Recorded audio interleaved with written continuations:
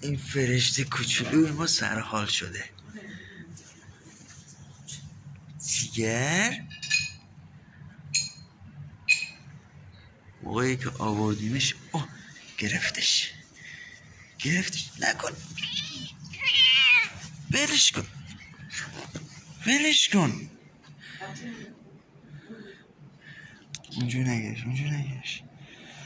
نگیرش اذیت میشه.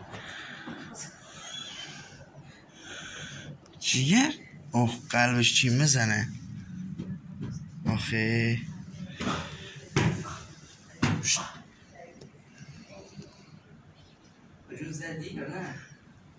فرشته کوچولو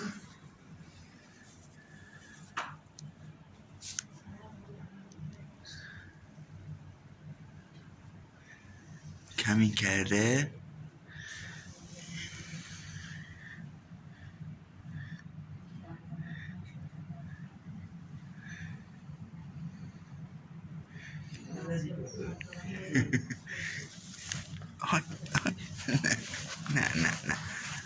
نه نزنش دیگه، بگیرش.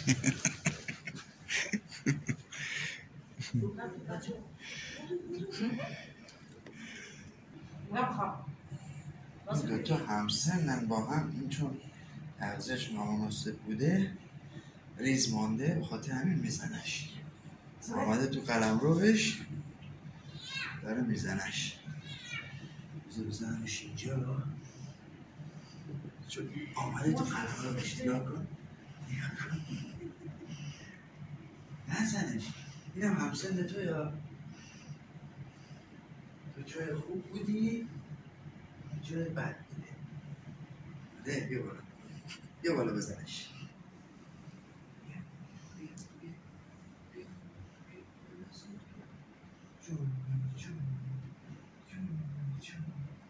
باز نگیره دیگه. خب بیا اینجا. چیه؟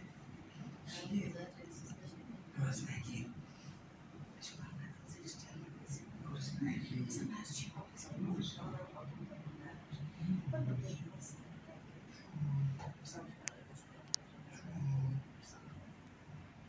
یا کن اونم دوست توه با هم خوب باشیم باشه، همسنگی با هم. یا کن کوچولی گاز میگیره. آمده تو قلمرو بهش، تو خانهش آمده، فقط نمیده میگه من فقط باید خودم تنها باشم. دشمن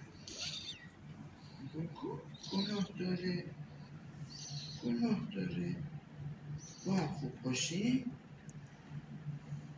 طاقت نمیده. نگاه کن خدا با هم خوب باشی. این قلبشی میزنه.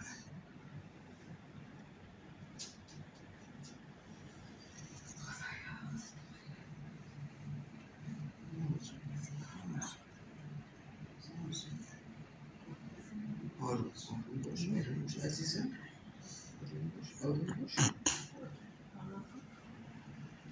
جان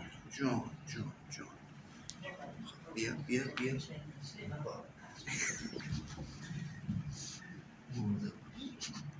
نزنش. رفتیم زیر. چی میکنی؟ باشه اونجا باش، نه بیرون.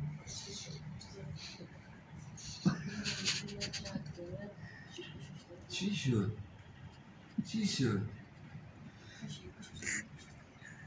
آره این دوتا با هم همسنن، ولی این چون تغذیه‌اش مناسب نبوده